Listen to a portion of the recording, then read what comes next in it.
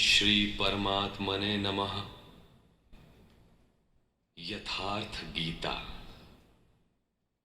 श्रीमद् भगवत गीता, अथ प्रथमो अध्यायः।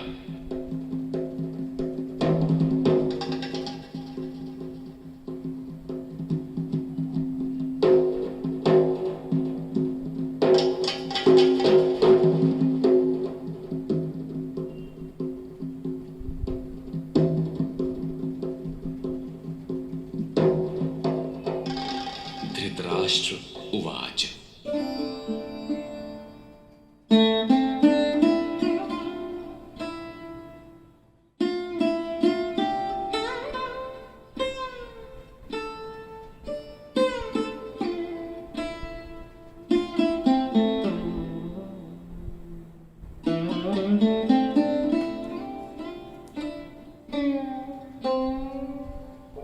धर्मक्षेत्रे कुरुक्षेत्रे समवेता युयुत्सवः भामकाः पाण्डवाश्चैव किमकुर्वत संजय।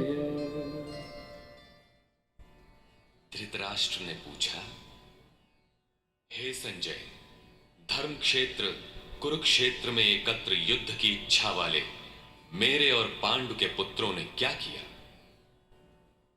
अज्ञान रूपी धृतराष्ट्र और संयम रूपी संजय। अज्ञान मन के अंतराल में रहता है।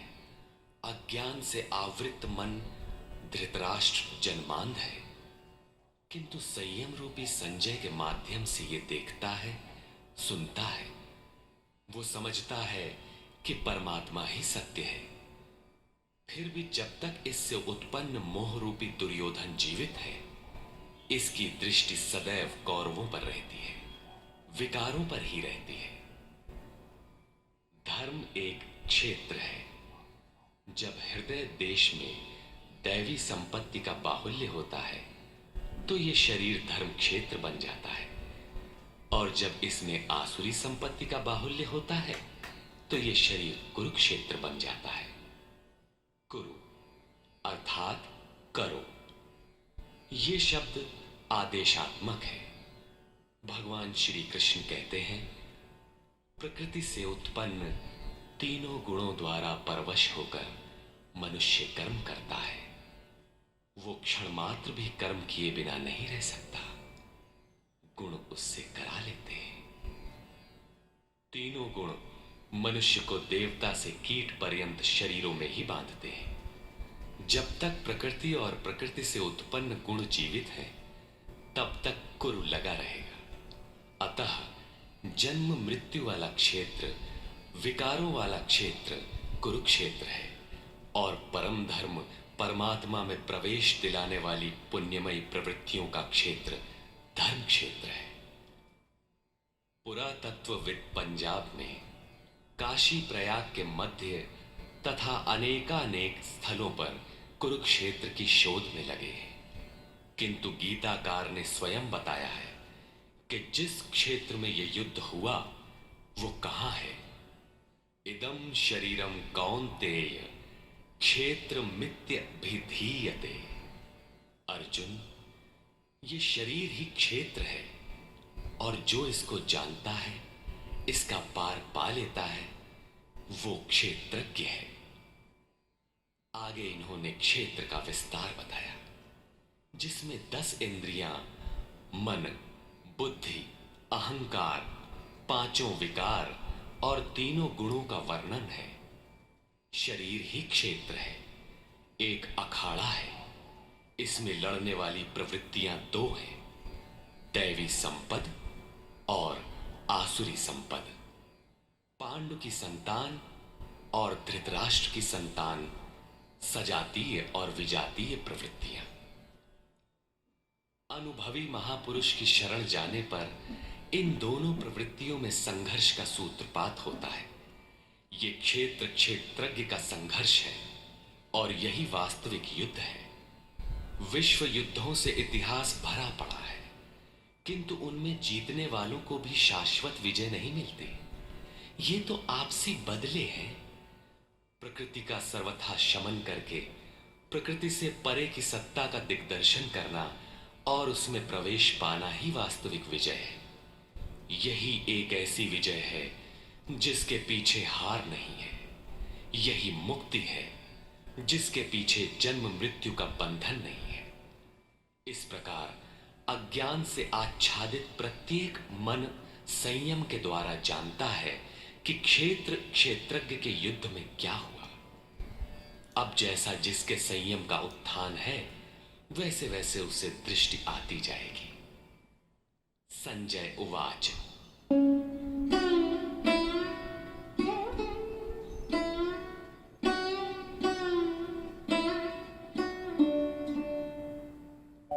दृष्ट्वा तु पाण्डवानीकं व्यूढं दुर्योधनस्तदा आचार्यमुपसंगम्य राजा वचनमब्रवीत्।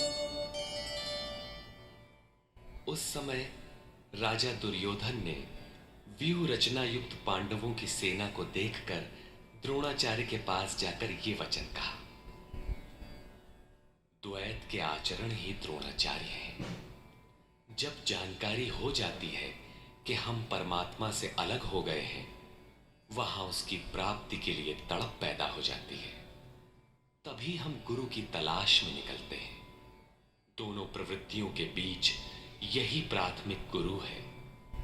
यद्यपि बाद के सद्गुरु योगेश्वर श्री कृष्ण होंगे, जो योग की स्थिति वाले होंगे। राजा दुर्योधन आचार्य के पास जाता है। मोह रूपी दुर्योधन। मोह संपूर्ण व्याधियों का मूल है। राजा है। दुर्योधन दुर अर्थात दूषित, योधन अर्थात वह धन। आत्मिक संपत्ति ही स्थिर संपत्ति है। उसमें जो दोष उत्पन्न करता है वो है मोह। ये प्रकृति की ओर खींचता है और वास्तविक जानकारी के लिए प्रेरणा भी प्रदान करता है। मोह है तभी तक पूछने का प्रश्न भी है, अन्यथा सभी पूर्ण ही हैं। अतः व्यूह रचना युक्त पांडवों की सेना को देखकर, अर्थात पुण्य से प्रवाहित सजातीय वृत्तियों को संगठित देखकर, मोह रूपी दुर्योधन ने गुरु द्रोण के पास जाकर यह कहा।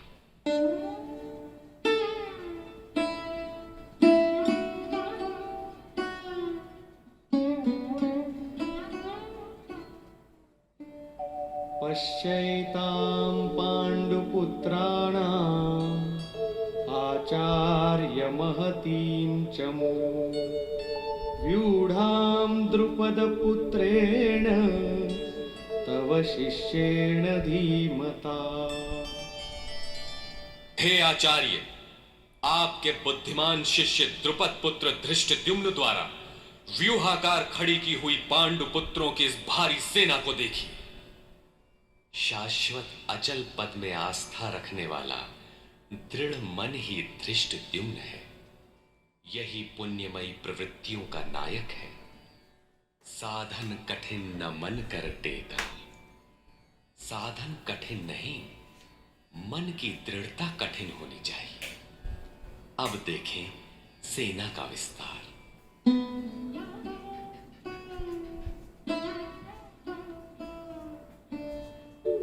अत्र शूरा महेश्वासा भीमार्जुन समायुधि युयुधानो विराटश्च द्रुपदश्च महारथः।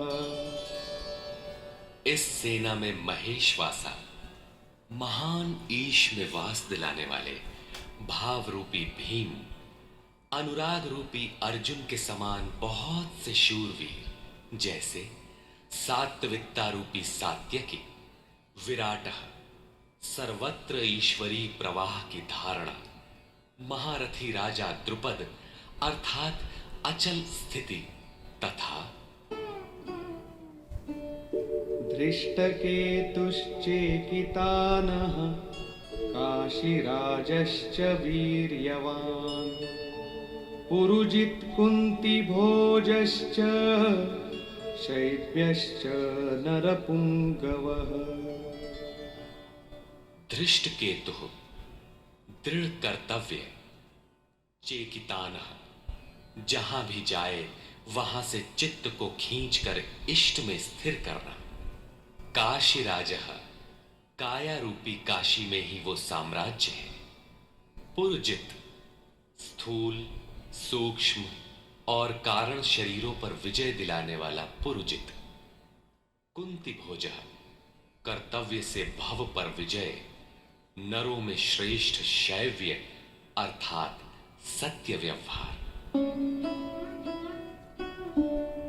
युधामन्युश्च विक्रान्तः उत्तमौजाश्च वीर्यवान् सौभद्रो द्रौपदेयाश्च सर्व एव महारथाः। और पराक्रमी युधामन्यु, युद्ध के अनुरूप मन की धारणा। उत्तमौजाः, शुभ की मस्ती। सुभद्रा पुत्र अभिमन्यु, जब शुभ आधार आ जाता है तो मन भय से रहित हो जाता है। ऐसा शुभ आधार से उत्पन्न अभय मन। ध्यान रूपी द्रौपदी के पांचों पुत्र वात्सल्य, लावण्य, सौम्यता, स्थिरता, सहृदयता, सब के सब महारथी हैं। साधन पथ पर संपूर्ण योग्यता के साथ चलने की क्षमताएं हैं। इस प्रकार दुर्योधन ने पांडव पक्ष के 15-20 नाम गिनाए, जो दैवी संपद के महत्वपूर्ण अंग है। विजातीय प्रवृत्ति का राजा होते हुए भी मोह ही सजातीय प्रवृत्तियों को समझने के लिए बाध्य करता है।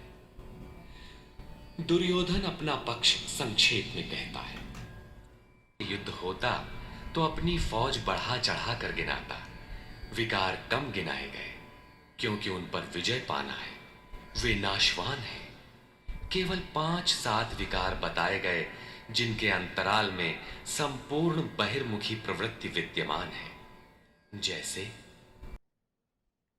तो दोस्तों, आज के लिए बस इतना ही। कल फिर मिलेंगे। मेरे इस चैनल को लाइक करें, सब्सक्राइब करें और हाँ, बेल आइकन को दबाना न भूलें, ताकि मेरे नवीनतम वीडियो आप तक रोक टोक पहुंचता रहे। तब तक के लिए नमस्कार। जय हिंद, जय भारत।